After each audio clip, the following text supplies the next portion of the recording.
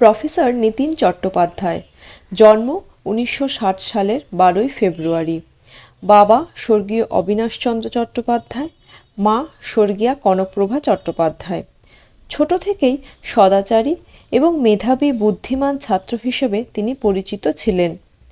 সম্পূর্ণভাবে নিজের অধ্যবসায়, মনের জোর এবং মা বাবা, শিক্ষক ও গুরুজনদের আশীর্বাদকে সম্বল করে আজ তিনি ভারতের রসায়নবিদ্যার আকাশে এক উজ্জ্বল নক্ষত্র। নিম্ন মধ্যবিত্ত পরিবারের আর্থিক অপ্রতুলতা কোনোদিনও তার পড়াশোনার ক্ষেত্রে বাধা হয়ে দাঁড়াতে পারেনি। মহিষাদল গয়েশ্বরী বালিকা বিদ্যালয়ের প্রাথমিক বিভাগে তিনি পড়াশুনো শুরু করেন এবং চতুর্থ শ্রেণীর বৃত্তি পরীক্ষায় তিনি সরকারি স্কলারশিপ পান। এরপর মহিষাদল রাজ হাই স্কুল থেকে মাধ্যমিক ও উচ্চ মাধ্যমিক পাশ করেন এবং বলাই বাহুল্য দুইবারই তিনি জেলার মধ্যে প্রথম স্থান অধিকার করে জাতীয় বৃত্তি পান। তিনি মনে করেন উচ্চশিক্ষায় তাকে প্রথম বিশেষভাবে উদ্দীপিত করেছিলেন এই স্কুলের শিক্ষক শ্রী চুনিলাল দাস। ঘটনাচক্রে পরে তিনি উনার দুঃসম্পর্কের আত্মীয় হন। স্কুলে পড়াকালীন প্রতিটি শিক্ষকের অত্যন্ত স্নেহাস্পদ ছিলেন তিনি। নিজের পড়াশুনোর ব্যাপারে স্বাবলম্বী হওয়ার এবং পরবর্তী পর্যায়ে শিক্ষার ব্যয় বহন করার জন্য মাধ্যমিক পরীক্ষা শেষ হওয়ার পরদিন থেকে তিনি গৃহশিক্ষকতা শুরু করেন। দ্বিতীয় ধাপে যিনি পড়াশুনোর ব্যাপারে ওনাকে আরও উৎসাহিত করেছিলেন তিনি হলেন বঙ্গবাসী কলেজের অধ্যাপক ডক্টর দেবব্রত জানা। ইনারই ইচ্ছা অনুসারে তিনি উচ্চ মাধ্যমিকের পর নরেন্দ্রপুর রামকৃষ্ণ মিশনে রসায়নবিদ্যা নিয়ে স্নাতক স্তরে ভর্তি হয়ে যান। আবাসিক মহাবিদ্যালয় হওয়া সত্ত্বেও মিশন কর্তৃপক্ষ তাকে নিখরচায় পড়ার সুযোগ করে দেন, যদিও জাতীয় বৃত্তির আর্থিক অনুদানটুকু কলেজ কর্তৃপক্ষ নিতেন। এই নরেন্দ্রপুরেই রসায়নের প্রবাদ প্রতিম অধ্যাপক ডক্টর প্রতুলচন্দ্র রক্ষিত, যিনি ছাত্র সমাজে পিসি রক্ষিত নামে পরিচিত, এর সান্নিধ্যে আসেন তিনি। এখানেও সমস্ত শিক্ষকের অত্যন্ত স্নেহভাজন ছিলেন।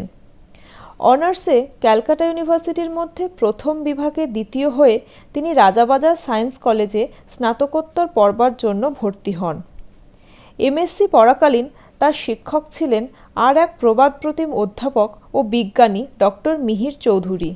এমএসসির পর তিনি Indian association for the cultivation of সায়েন্সে প্রফেসর চৌধুরীর কাছেই পিএইচডির জন্য গবেষণা শুরু করেন। পিএইচডির কাজ শেষ হলে প্রফেসর চৌধুরী তাকে উচ্চতর গবেষণার কাজে বিদেশ যেতে উপদেশ দেন, কিন্তু অসুস্থ পিতার দেখভাল, চিকিৎসা ও শুশ্রূষার জন্য তিনি যেতে রাজি হননি। পিএইচডি শেষ করার পর আসানসোলের এক পলিটেকনিক কলেজে রসায়নের শিক্ষক হিসেবে যোগ দেন তিনি। খুব অল্প দিনেই সেখানকার ছাত্রদের কাছে জনপ্রিয় হয়ে ওঠেন। এর সাথে সাথেই বিদ্যাসাগর ইউনিভার্সিটিতে গেস্ট লেকচারার হিসেবেও মাস্টার ডিগ্রির ক্লাস নিতে থাকেন। 1991 সালে তিনি রামকৃষ্ণ মিশন বিদ্যামন্দির বেলুড়ে যোগ দেন লেকচারার হিসেবে। সেখানে মাস কয়েক শিক্ষকতা করার পর চলে আসেন যাদবপুর ইউনিভার্সিটিতে। আজও পর্যন্ত তিনি যাদবপুর ইউনিভার্সিটিতেই শিক্ষকতা করছেন। মাঝে কিছুদিন সায়েন্স ফ্যাকাল্টির ডিনের দায়িত্বও পালন করেছেন। ছোটবেলা থেকে যে স্বপ্নটা তিনি দেখেছিলেন শিক্ষক হবার, এতদিনে সেটা বাস্তবায়িত হয়ে গেছিল। পিতার মৃত্যুর পর 1994 সালে পোস্ট ডক্টরাল গবেষণার কাজে বেলজিয়ামে লিউভেন ইউনিভার্সিটিতে 1 বছরের জন্য এবং 1999 সালে পর্তুগালের কোয়েম্ব্রা ইউনিভার্সিটিতে 2 বছরের জন্য যান। এছাড়াও তিনি জাপানের Osaka University, Max Planck Institute Mulheim Germany, Russian Academy of Science Moscow visit করেন। 15 জন ছাত্রছাত্রী তার অধীনে পিএইচডি করেছে, যারা এখন বিভিন্ন ইউনিভার্সিটি, রিসার্চ ইনস্টিটিউট এবং কেমিক্যাল ইন্ডাস্ট্রিতে উচ্চ পদে সম্মানের সঙ্গে কাজ করছে। 30 বছরেরও বেশি শিক্ষক জীবনে তার প্রাপ্তি অসংখ্য ছাত্রছাত্রী। এছাড়াও রসায়নে তার অসামান্য অবদানের জন্য বেশ কিছু সম্মান পুরস্কারও তিনি পেয়েছেন। 2009-এ West Bengal Academy of Science and Technology এবং 2010-এ ইন্ডিয়ান একাডেমি অফ সায়েন্সেস ব্যাঙ্গালোরের ফেলো নির্বাচিত হন।